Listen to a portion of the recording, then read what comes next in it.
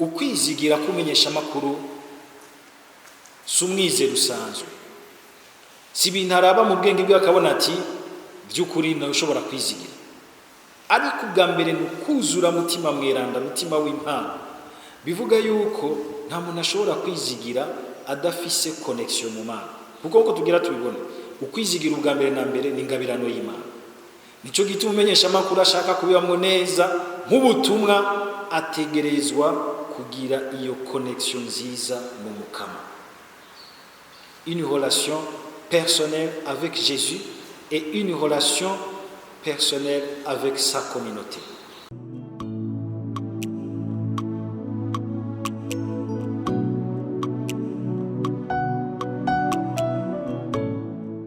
Inyigisho ya kabiri ikaba yatanzwe na Patiri Desire Bireha, umwibutsamana wa Radio Maria Burundi, ikaba yarishimikiye kucotuma abamenyesha makuru bogira umwizero mu bihe vya none. Ndababwire ijambo ry'Imana numva nazirikanye ko twisunga dusanga muri Yeremiya, Jeremie 29 11 à 14.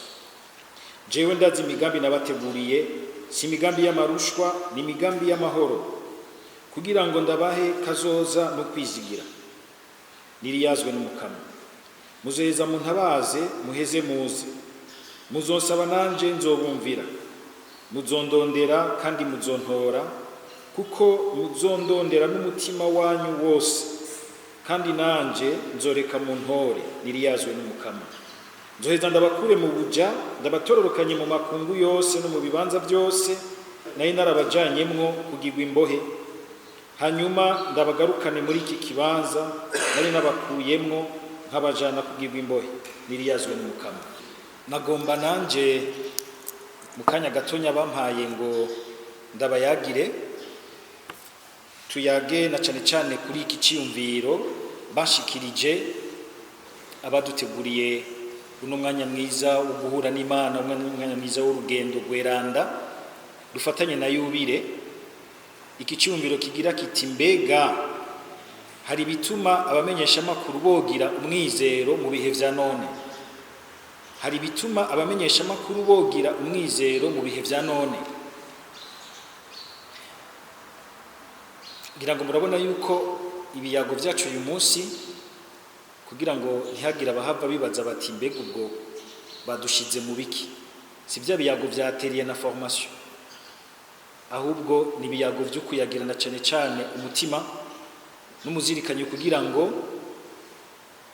nitwame turiko turiyaga iby'ubuhinga gusa, ariko turabe ingene twonywanisha ubuhinga n'umutima wacu n'umuzirikanyi wacu, kugira ngo ibyo turangura mu buhinga mu mwuga bigire inama, bigire un cœur, biheze bitange rero kwizigira. Nugira ni uyu munsi n'ubuhinga twajanye gupfukama imbere y'Imana, twebwe nyene twagiye gupfukamana nabwo imbere y'Imana, kugira ngo buronke umuzirikanyi mushasha, ingoga shasha, bushobore kuba igikoresho cukuzana ukwizigira n'akazoza keza Imana ishakira abantu. Turumvise ingene ijambo ry'Imana ritubwiye riti imigambi y'Imana si imigambi y'ivyaha, ngo ahubwo idufitiye muri kazoza keza karimwo kwizigira.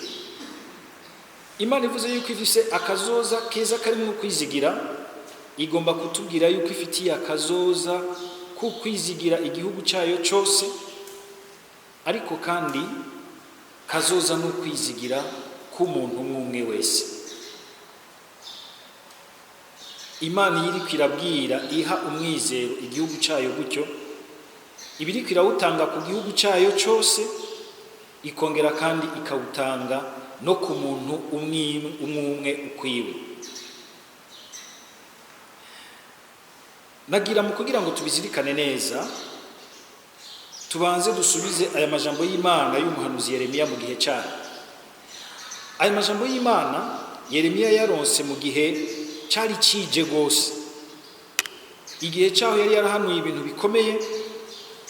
Mbere nogira ni nk'umumenyesha makuru y'Imana mu gihe ciwe birahakwa kumuhama, mugabo yarumva yuko ari ryo jambo rikenewe muri uyo mwanya kugira ngo rikangure igihugu c'Imana, bishobore kugitoza gusubira kumva neza intumbero y'Imana, kuko bishobora gushika abantu tukaba mu vy'Imana tukabisinziriramwo mbere tukabipfiramwo, bikabiha rwose kubona umuntu ashobora gupfira mu vy'Imana, gupfira mu kwibwira yuko yashize Imana imbere ariko itari imbere mu mutima wiwe.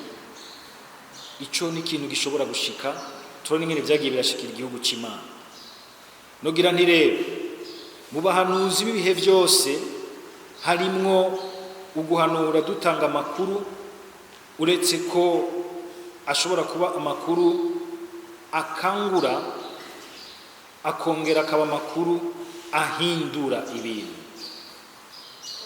Dukangura abantu kugira ngo bahinduke, bahindure ubuzima bwabo, bashikire urugero rwiza rw'ukwizigira Imana ibashakira ibafitiye ku mugambi. Nogira nti rero abo bahanuzi b'ibihe bakoresha umwuga wabo kugira ngo bahe Imana, bacire Imana inzira yo gushikana kazoza no kwizigira gushasha mu bantu. Nogira nti abamenyesha makuru bafati ya mbere. Tubizirikane rero bwa mbere, tugaruke twihweze ibihe vya none ukungene biteye. Turana yuko dushobora kubisangamwo ibihe vyaho tubona umenga hariho umwijima mwinshi mu bantu, mbere no mu bantu b'Imana, mu gihugu c'Imana, nk'uko bihakwa gusa n'ukungene ico gihe Yeremiya ashikiriza iri jambo vyari bimeze. Yeremiya agaheza agashikiriza ijambo rikomeye, nubwo yari yashikirije ijambo bwa mbere rikaze, arazana ijambo ryo kwizigira yuko Imana idakara ku kwimara ishavu, niyikaze ibigomba gukiza, ibigomba gukura abantu mu ruhumyi, les illusions, mu mwijima, kugira ngo ntibabe mu kwizigira kudafise ishingiro ry'ukuri mu kungene bitunganije muri kubuka. Ntibabe mu kwizigira, nogira ni kuri mu kirere kudafise ishingiro mu gutunganya neza kubukabo. Imana iraduha ukwizigira, ariko uko kwizigira turashikira icamwa cako igihe natwe tumenye guhaguruka tukitunganya ku buryo uko kwizigira kuronka aho gushinga imizi. Ubwa mbere rero tubanze turabe ibihe vya none mbe biteye biti, hanyuma turaheza tuze rero kuri iki cyumviro nyezina, ariko imbere yaho turabanza dusubire dutandukanye neza ukwizigira n'umwizero. Ayo majambo abiri asa n'ayagaruka mu mvugo, ariko burya ntasigura bimwe. Ukwizigira n'umwizero, mwabwigere mwibaza ico kibazo, l'espoir et l'espérance, kuko burya kugira ngo dutahure neza ibintu biradusaba kumva neza amajambo abiduha, ama concept. Ubwa gatatu turaheza tugaruke turabe rero ingene twobona ibimenyetso by'ukwizigira Imana iduha mu buzima bwa none. Ubwa mbere, ibihe vya none biteye biti,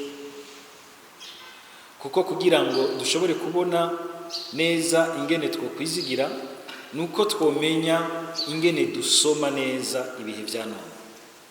Kuko nkako burya abantu turashobora no kugwara amaso, n'amaso tugwara samwe.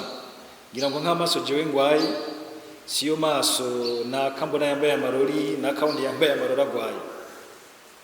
Gashobora gusanga rero bivanye n'amarori umuntu yambaye arashobora kubona ibintu ku, ubundi akabibona uku, ubundi akabibona uku.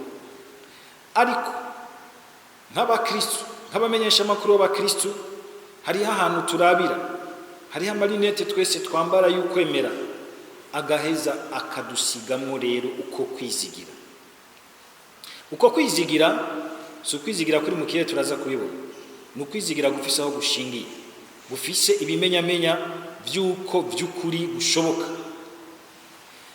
ibihe bya none mu bihugu n'intara z'ibihugu uvyitondeye neza ukavyihweza birimwo amananiza atandukanye, injyane n'izankano, amacakubiri n'ayandi mabi menshi, bimwe bimwe ukanabisangamwo ibintu bibi bibishe rwose bishobora guhanga umumenyeshamakuru ategerezwa gutanga inkuru mu buryo bugumana umwitwarariko w'ineza budaciye ku kuri, kuko ineza yose itibakiye mu kuri ihereza ku gusanzara, ntiba ari ineza ishitse. Mu bihe byacu haraharawe ugushikiriza nkana amakuru menshi atariyo, cyo twita la désinformation, bikavanga akarenganyo kenshi kari mu buzima bwa misi yose mu migenderanire y'abantu, ibyo twita les injustices sociales,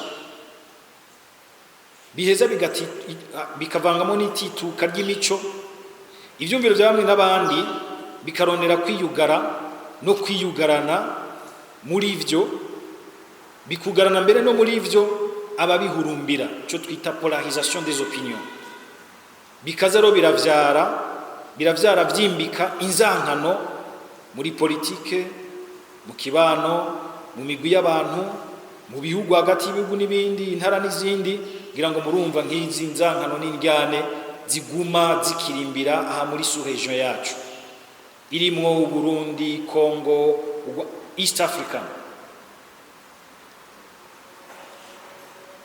Ugasanga hari inzangano n'amacakubiri y'ubwoko bwinshi.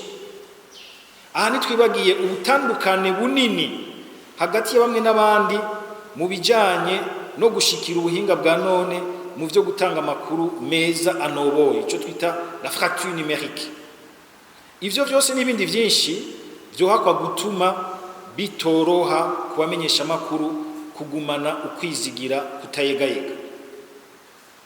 Uretse ko umenyesha amakuru ashobora gusanga akorera ahantu hatorohereza umwuga n'ubutumwa bwiwe, usanga haca hiyongeramwo n'uburyo n'ubuhinga, ubumenyi, ubundi buryo bw'ubushobozi bw'amafaranga gategerezwa kunganira mu gikorwa ciza cyo gutanga amakuru. Iyo bikenye usanga umwuga wiwe utoroha, ugasanga umenga ukwizigira kuri kure, bigatuma umenyesha amakuru ashobora koshwa nabi, agatanga amakuru ushobora gusanga arayo kuba nk'amakuru y'amacandya gusa, amakuru atuba ku buzima bw'abantu mu bwiyunge bubavyaramwo isangiramutima n'iterambere ry'ukuri, iterambere ry'ukuri atari iterambere ry'ikiburirane. Burya twese turavuga iterambere, mugabo sinzi ko dufise igicapo kimwe c'iterambere, vision imwe y'iterambere. Uyu munsi ukabona ingene iterambere abantu ko tugiyumvira nitunga jewe mu vyanje n'abanje, nitwiyumvira iterambere ubwa mbere rishingiye mu neza rusangi, twese itubera commune matrice, ituduzga ikatudugiriza hamwe, twiyumvira rya terambere ridugana umuntu umwe kwiwe, rigaca rivyara ugutabuka kwa societe itabukamwo kubiri. Abaguma bateye imbere umenga baraduze mu bintu by'iterambere ry'ubuzima bwo kubaho mu buryo bwo kubaho bwiza, n'abandi buguma bwimbika, hakavyagwa ca kinogo c'umutunzi yitwa atagira izina mbere y'Imana n'umworo yitwa Lazaro. Iryo si iterambere, tugita iterambere ry'ikiburirane. Uyu munsi mbere ukabona yuko nka hano iwacu turakeneye gukabura umutima wo gukomeza ukumenyesha amakuru asubira kuvyara mu bantu umwitwarariko w'ico twita ineza rusange, niyo sa ishobora gutuma abantu baronka aho bashingira iterambere ry'umwumwe, ry'imigwi n'imiryango, igihugu kikadugira rimwe. Nubwo bose batoca bangana, ariko bose bakagira urugero rw'ubuzima bw'iteka ry'abana b'Imana. Hari n'abahakwa kugwa rero mu mutego mbere, abandi mbere bakanawugwamo, wo guhindura umwuga wabo ikigwanisho c'intambara mu njyane ziba ziriko zirakirimbira mu mitima, mu buzima bw'abantu, mu migenderanire yabo, mu kibano, mu vya politike no mu vy'ubutunzi. Papa mu ijambo yarayashikirije ibihumbi nk'icenda by'abamenyeshamakuru gatolika bo mu bisata byose byo gusabikanya amakuru baje mu ihwaniro rya yubire yabo hari i Vatikano, bakaza baserukira imigabane yose y'isi. Niho yarayababwiye ko hejuru yuko ukumenyesha amakuru ari umwuga mu yindi, ukumenyesha amakuru k'umukatolika ari umuhamagaro n'ubutumwa. Le journalisme, plus qu'une profession, est une vocation et une mission. Ako kantu mukandika hano muze murakibagira. Nk'abakatolika, votre métier du journalisme, de journaliste, c'est plus qu'une profession, c'est une vocation, c'est une mission. Naho rero ubwo butumwa, uwo muhamagaro utoroshe kurangura mu bihe vya none, haguma hariho ibimenyetso by'ukwizigira yuko uwo mwuga ushobora kurangurwa nk'ubutumwa, ugakomeza ukwizigira mu bantu. Biracakunda ko abantu bomenya ukuri, bakigobotora umwijima w'ibinyoma byuzuranye mu buzima bw'abantu, bikaboha ugutera imbere kwabo nk'abana b'Imana, bikaguma bisuka inzankano, bikagwiza inda ndende, ukwikwegera ko inzankano n'injyane n'amacakubiri benshi bashima gukamisha kubw'inyungu z'igihe gito, ariko bagasanga bakamiye mu coze ibititura ubuzima, bikazana umwiheburo mu bantu. Ubwa kabiri, duheje kubona ingene isi uyu munsi ishobora kuba irimo ibintu bimwe bimwe, dutahure dutandukanye neza ukwizigira n'umwizero. Nubwo mu bantu duheje kubona yuko hari ibintu byinshi bizingamitse ubuzima bw'uyu munsi, bikanatuma umwuga wo kumenyesha amakuru utoroha, hariho kandi n'ibimenyetso byiza byinshi. Turaza kubigaruka ko birafise ikindi gihande cyavyo, ariko kugira ngo n'ubundi dushobore kubitahura neza, tubiyage twumvikana, tubanze dusobanure neza imvugo, kuko uyu munsi kubera n'akajagari mu mvugo biratuma tutagira ukumva no kubona kumwe ibintu. Ntimuzi ingene nacumukuye mu gutegura inyigisho mu Kirundi. Abantu usanga twiyumvira mu Gifaransa, mugabo gategerezwa kuvyandika no kubitanga mu Kirundi. Ana niko ndeba mu Kirundi, mumva biza mu Kirundi, niko niyumvira mu Gifaransa. Burya turaciye ubwenge, muraciye ubwenge gose. Murambona ingene nk'abantu bakorera mu gisata cy'amakuru yacu, dutegerezwa gutanga mu Kirundi menshi tuyaronka mu Gifaransa, ugategerezwa gufata umwanya ukicara n'ikibuno kigasha, ubwenge bukazigira, uri kurarondera ijambo. Bero tukaca mu magroupe y'abantu benshi tweda tuti be iri jambo mworivuga gute? Intelligence artificielle, ubwenge nkorano, ubwenge mpingurano, ubwenge cobacobano, ubwenge si ibintu byinshi. Ugasanga ntiturashobora kugira ukumva kumwe amajambo, bigashobora kudupyeja mu kungene tugira ikiyumviro c'ikintu cyari kimwe imbere yacu, ngabo ugasanga uko tukivuga kwinshi bituma tutakibona kumwe, bero gacushobora gusanga n'impari zihereye ngaho. Tugerageze rero ubwa mbere dutahurire hamwe ukwizigira aho gusa no gutandukanye n'umwizero. Ukwizigira, umwizero. Ukwizigira mu Gifaransa l'espérance, umwizero l'espoir. Imbere yuko dusubira kuvyinjiramo, mu nkundire dusubire tudwibire mu majambo y'Imana. Amajambo y'Imana menshi aravuga ukwizigira, mugabo mu nkundire ngaruke kuri aya natororokanije kugira ngo aherekeze ikiyago cyacu.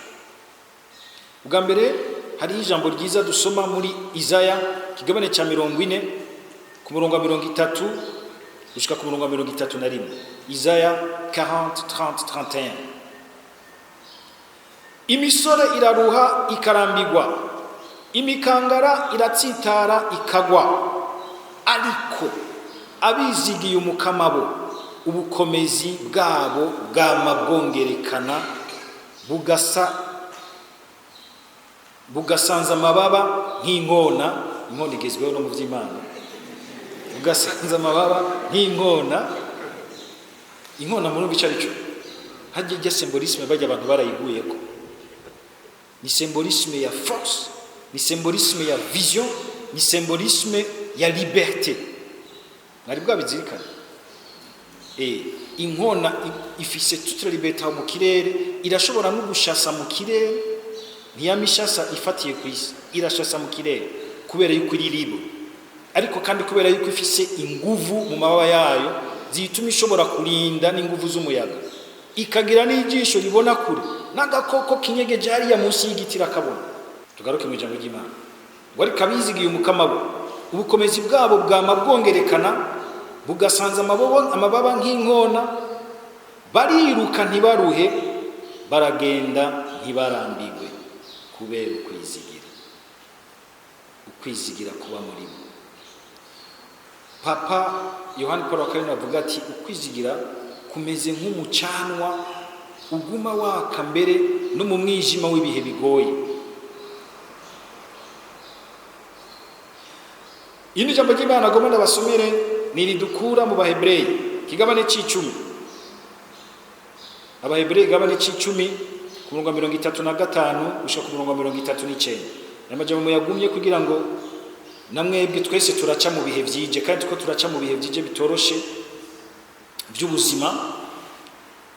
Naho menga hari bamwe baba bavuga yuko byose bimeze neza, ngira ngo ntibimeze neza ku masahani yacu, ku mifuko yacu, murazi ngene biguma bizima, ariko si byo bica bituvyaramo umwihebo,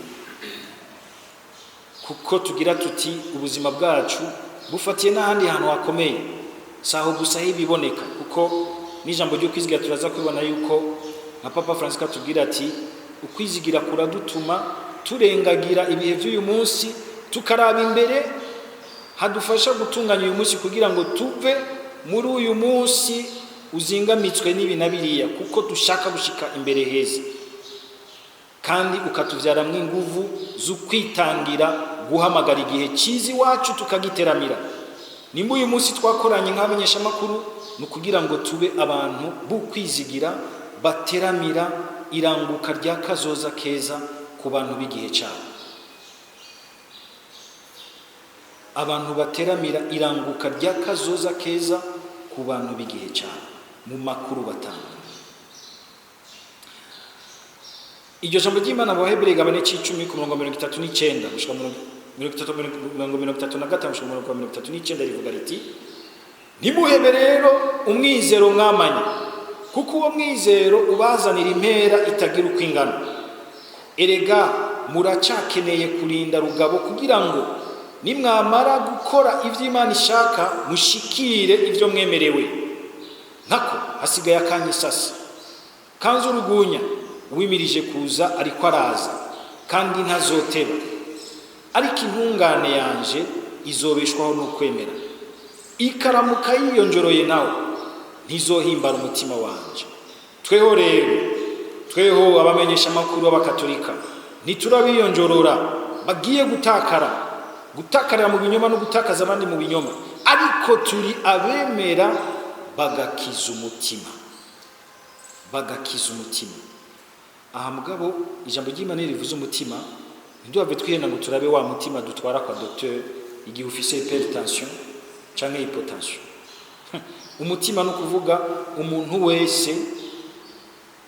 wese imbere y'Imana, mukuri imbere y'Imana n'imbere y'ubuzima.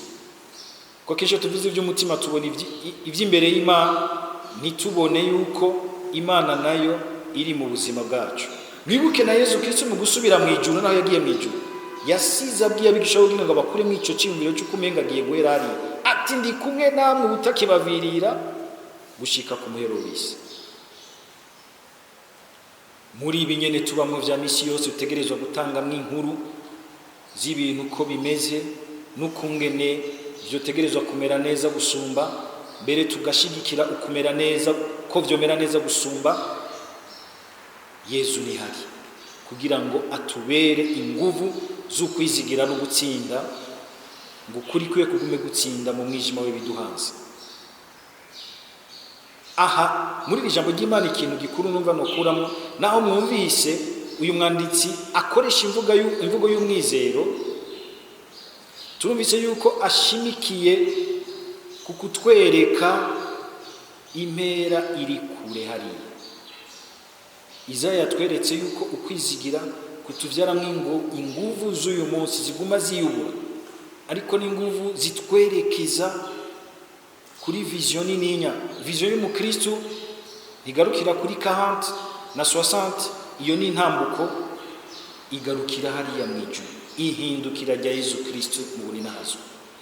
Sinzi uko ngene tuko turavuga igisabo cyo kwemera ihindukira rya Yesu Kristo, ko tumenya kurifatanya n'ubuzima bwacu uyu munsi kugira ngo rigume rituvyaramwo inguvu zo kutemera kuzimirira mu binyoma, ahubwo tukagumana intumbero izo dushikana muri ubwo buhigo budahera. Harabo bigora tukaremerwa n'ibihe, tukiyonjorora mu bisabwa ngo kwiyonjorora, tugaca ku ruhande kuri, tukaba dutakaye, tugatakaza n'igihe cyacu, tugatakaza benshi. Irindi rigira kane riduhamagarira ukugumya ukwizigira kubera ko tugushingiye ku mudahemuka Imana. Ni mu Baheburayo nyene igabane c'icumi, igabane c'icumi, Baheburayo igabane c'icumi umurongo wa 23 wonyene udutumira uti nitugumya mizero twemeje nitunyiganyige kuko waduhaye umuhango si umudahemuka, ni umudahemuka nako. Nitugumya mizero twemeje nitunyiganyige kuko uwaduhaye umuhango n'umudahemuka. Iri jambo riratwumvisha ikintu ca mbere tuza kugaruka ko kimeze nk'ishingiro ry'umwizero umenyesha makuru uyu munsi ashobora kugira. Ishingiro ry'umwizero wa mbere umenyesha makuru mu Katolika ni umudahemuka Imana. Turabigarukako. Ijya gatanu dusanga mu Baromani kigabane ca 15 nako Abaromani igabane ca 4 ku murongo wa 18 gushika ku murongo wa 25.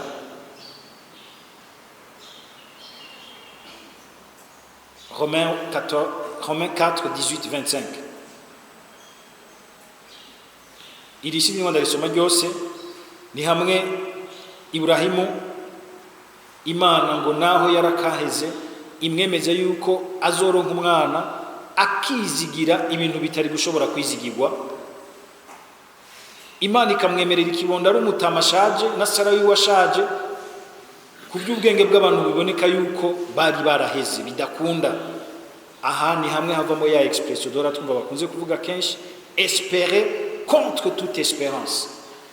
Espérer contre toute espérance.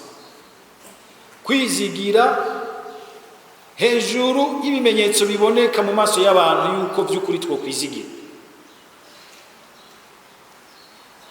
Indi jambo rya nyuma mushobora kuza gusoma mwitonze, mugabo ryo reka ndarisome n'akarongo kamwe, ni mu Baromani nyene igabane c'15 ku murongo wa 13. Abaromani igabane 15 umurongo wa 13.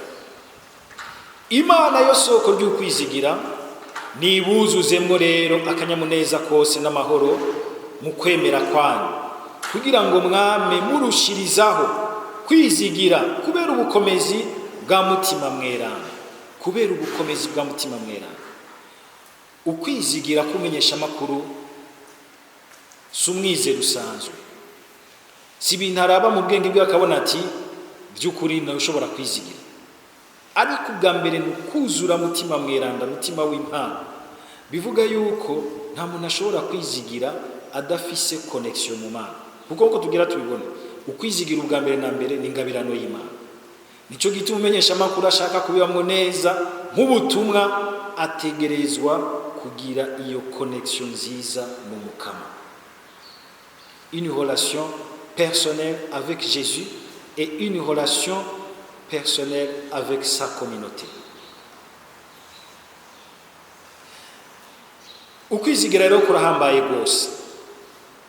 Nivyo mu mvugo twumvise yuko kuza kurahana kubisikanya n'ukwizera, kwizigira n'umwizero, ariko kwizigira kurahambaye gose gusumbya, kukagira insiguro yimbitse gose, gusanzwe kurimo ukuronderana ubwira ico umuntu yiteze ciza gisumbirije. Nditeze ikintu mugabo sinzinga amaboko nk'uko umenga kizokwikora. Ndakunze kuba imvugo cyane mu bakristo bagira ati ngo umukama azobikora ariko kandi cyongera ko tuzobikorana. Ako kantu mukibagire, umukama azobikora tuzobikorana.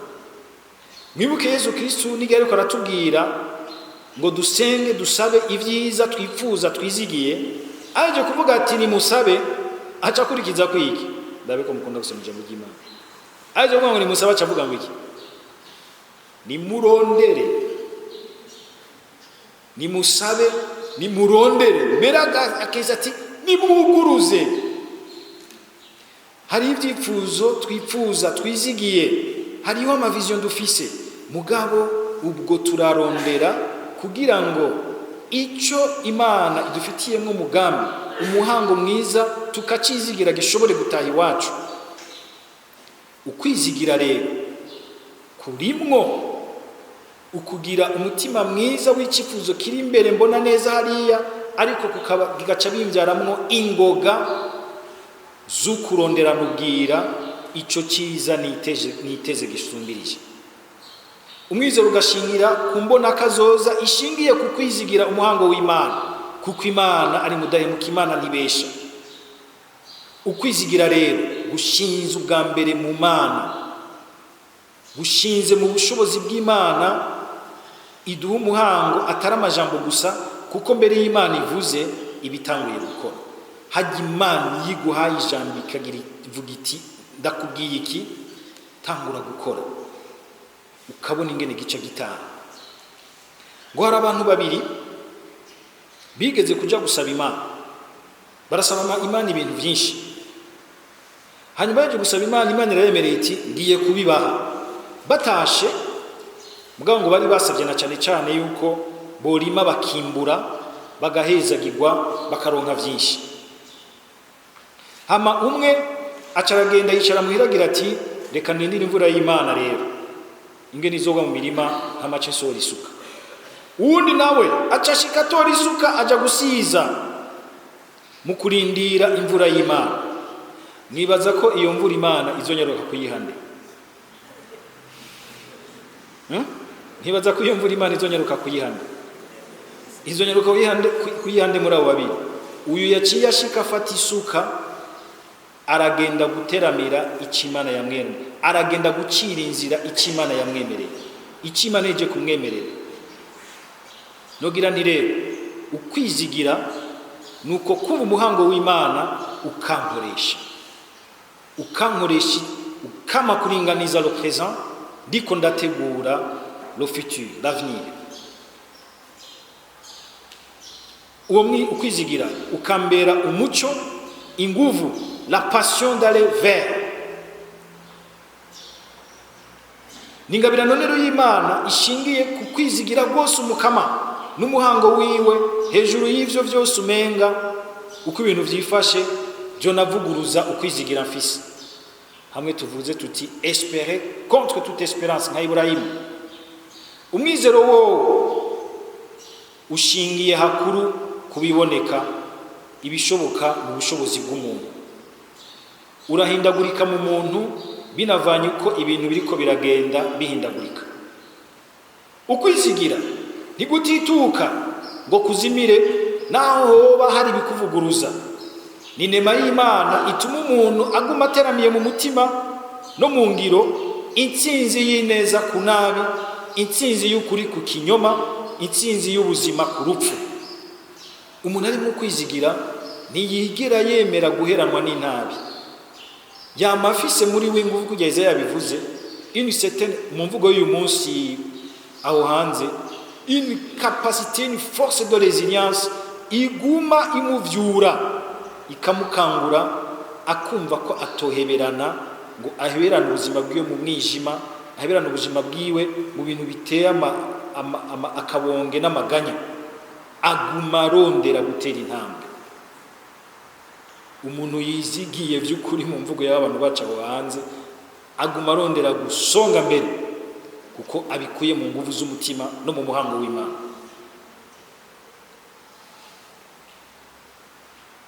Umwizero rero urashobora kuzurahindagurika bivanye nibiba uko ubuzima busanzwe mu mpinduka zabwo mu kibano mu vya politike n'ubutunzi bikora ku buzima bwose bw'abantu n'ibindi.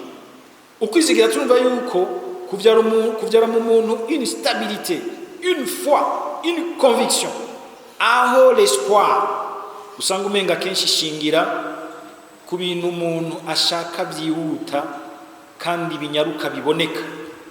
Ni usanga umenga abantu tugira espoir z'ivyumviro bihindagurika, uyu musi ugasanga ari muri uyu mugambwe, ejo kubera yuko arondera utwajyagiye mu wundi, suko afise une conviction, afise ikintu kimeze nka espoir igarukira gusa ku bintu vya hafi.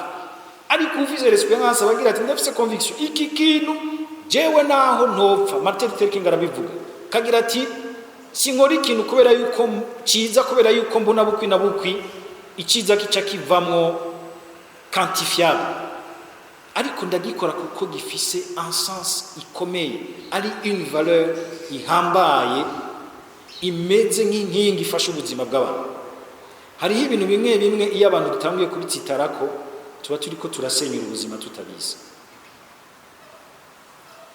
Sinzi umuntu yigeze kutugabisha tubwira nk'akarorero kuri ibi bintu mubona bisibije igihugu cyacu.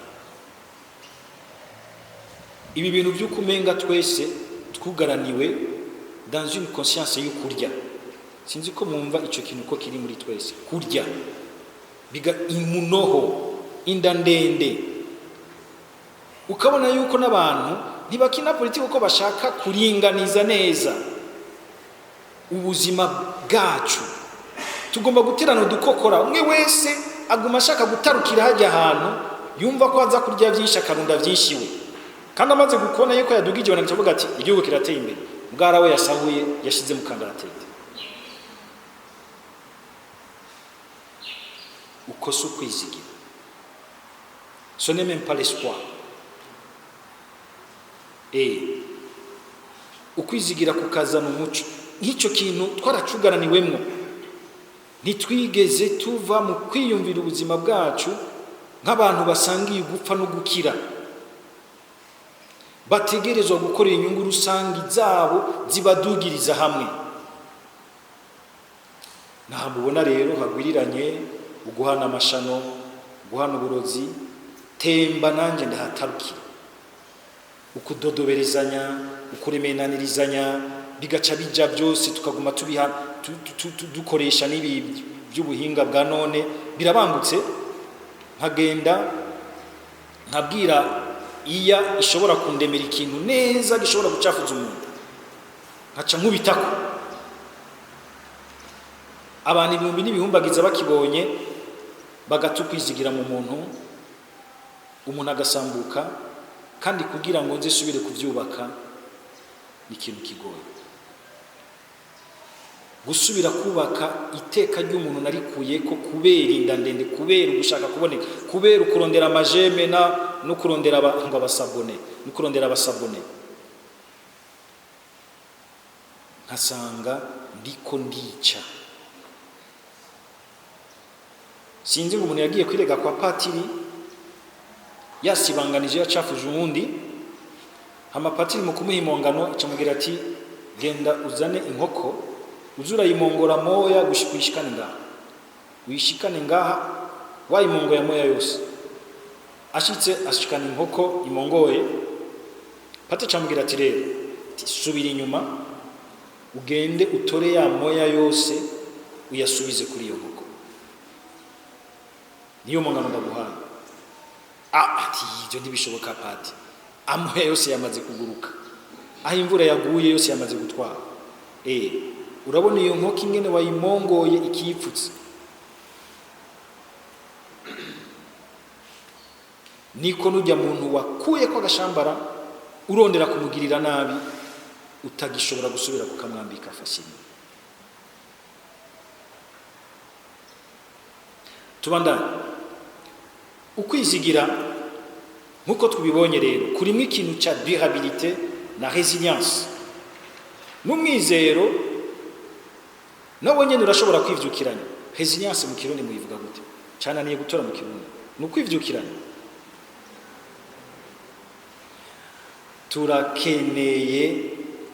Turakeneye gushira imvugo y'ubwenge n'ubuhinga mu kirundi cyacu kandi kibe kimwe kuri bose kugira ngo twame twumva ibintu kumbe. Ubwo abantu bari muri za akademi rundi ibyo bintu baravyumvira. Jewe niyo magogwa ngira iyo ndiko ndigisha.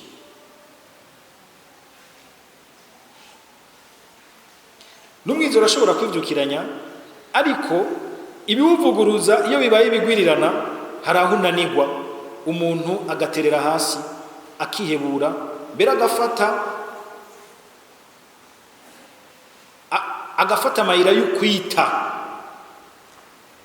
muri cyo byo kuvuga kwita ko mu mayira ahushanye n'ivyo yahoze yizeye. Aho kwizigira gushira ihangiro mu ciza gisumbirije kirengeye mbere ubwenge bw'umuntu, mwizoro usanga ushira ihangiro ku vyiza vyihuta, ugukira, ugushitsa neza iporoje, ugukura mu nzira bukwi na bukwi ingorane inaka.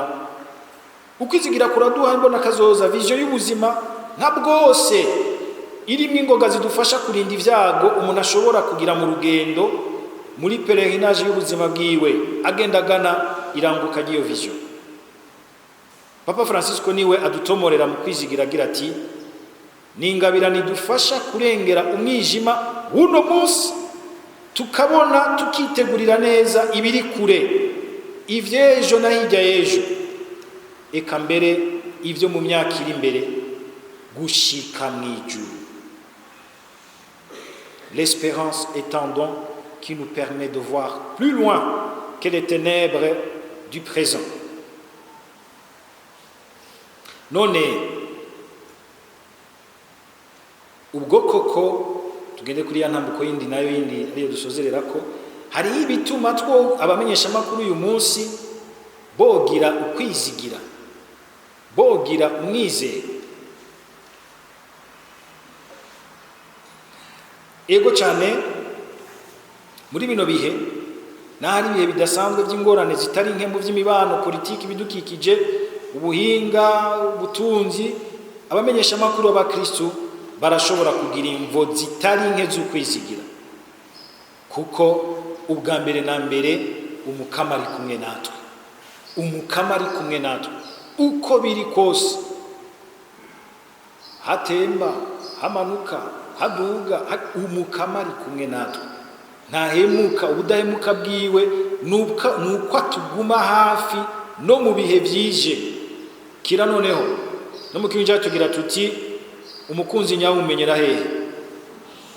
Ndibaza yuko byarigeze gushika ca gihe ca genocide mu Rwanda abantu bariko baricana batemana, niho abantu bamwe b'abanyamahanga bariko barafata indege bahunga basezera abanyarwanda agira ati turigiriye mu Rwanda iwanyu nta n'Imana igihari, umenga hacitse amashetani gusa.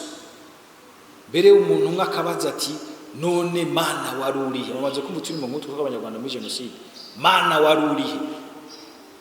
Yari muri uriya wese yagumanye ukwizigira, hakugwa mu mutego wo kwica, agakiza, akanyegeza, akagira neza kandi agasanga arakijije ubuzima. Nyaraguritse rero ushobore kuvuga ibintu bimwe bishobora kudufasha kugira ngo tugumane umwizero. Ubwa mbere ikintu cya mbere gishobora kudufasha kugumana umwizero, umwizero wacu ni ibintu bishingiye na cyane cyane ubwa mbere mu Mana, mu muntu no mu vyiza biriho. Ubwa mbere mu Mana, kwizigira inema y'Imana. Aha bice bidusaba yuko natwe tumenya kwikonekta ku Mana. Ubwo bamenyesha makuru bakatolika murafise une relation avec Dieu iguma ibagumizamo l'espérance no mu bihe byije no mu bihe bigoye no mu bihe muhanganye n'inkuru itoroshe gutanga. Imana, reka ndabiresume, Imana comme fondement de l'espérance et comme le but final. Abakristo bakatolika ntidushobora kubaho nk'uko umenga gusa turiko turabaho, tubaho dufise iyo turiko turaja. Ubwo uko turiko turabaho, uko dukora umwuga wacu uyu munsi, nibiza bitwongerereza ingufu zo kubandanya urugendo pèlerinage existentiel yacu terrestre vers la réalisation éternelle. Sinza kuvuga kimwe kimwe umwanya wamaze guhera. Ibishingiye mu muntu, hari ibishingiye mu muntu. Ibishingiye mu muntu navyo c'est le témoignage tubona mu bantu. Abamenyesha makuru ni byiza yuko tutagomba kugaranira abantu mu nkuru zirondera ubwa mbere gusa ababone, zirondera guca amafaranga, mugabo tugatanga inkuru zubaka abantu, amatemonyage y'ibintu byiza. Hari ukungene kumenyesha amakuru umenga vyarugaraniwe mu kugomba kudandaza no gutanga amaskupi y'ibintu bisa nabi, ibintu vyambika ibara, ibintu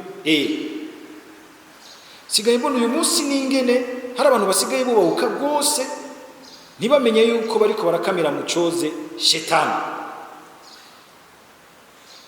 Bize kumenyesha amakuru azirikana kibaza icyo arico shetani mu mwuga wiwe. Ukabona ingene abantu basigaye bubahuka bagashira ibintu ku marezo sosio, ukibaza uti none nk'uyu ejo azoza mu misa asangire,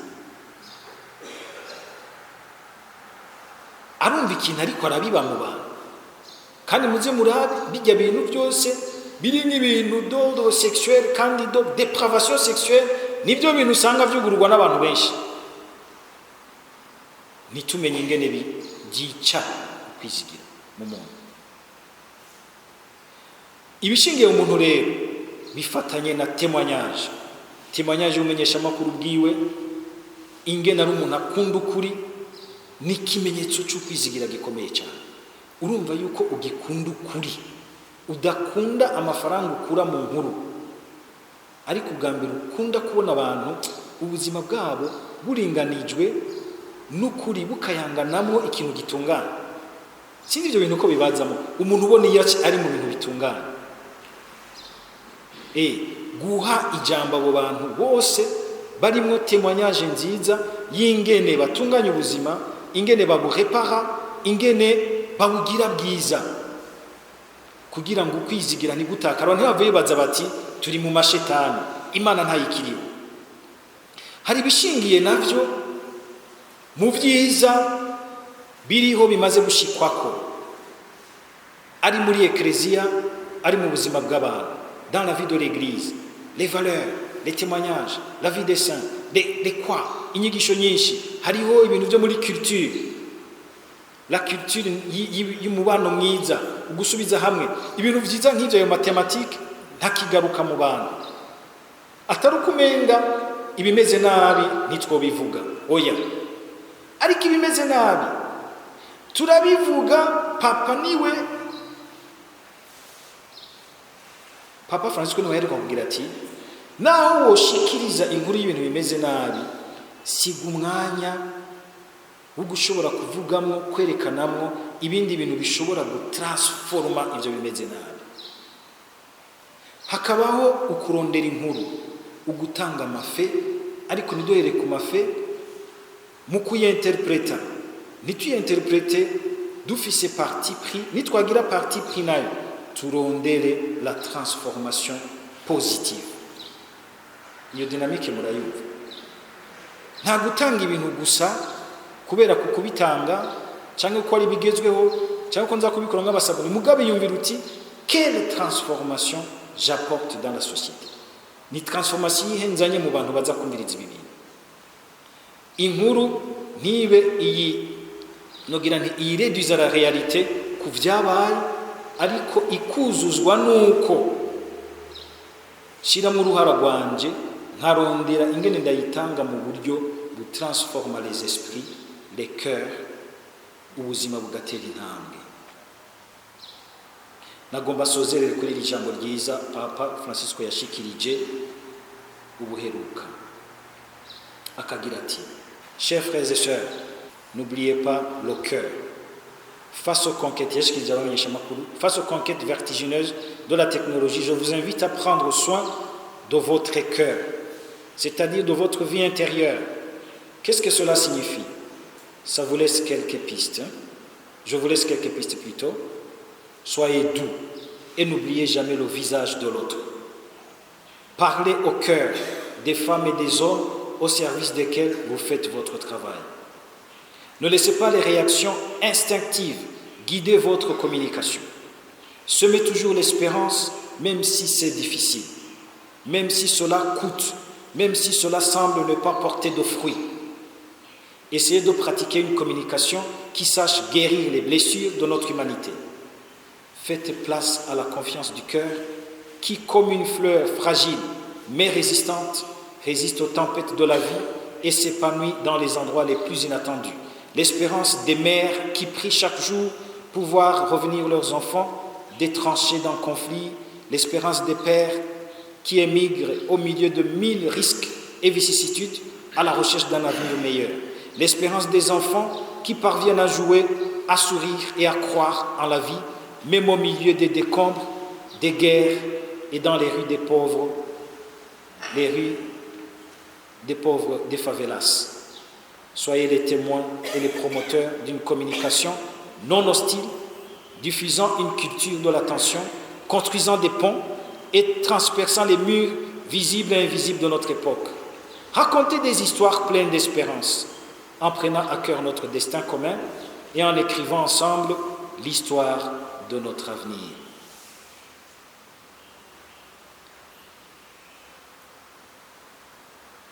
Sozerere ngaha, Imana yo soko ryo kwizigira ibuzuzemo rero akanyamuneza kose n'amahoro mu kwemera kwanyu, kugira ngo mwame murushirizaho kwizigira kubera ubukomezi bwa mutima mweranda ari muri mwebwe. Murakoze.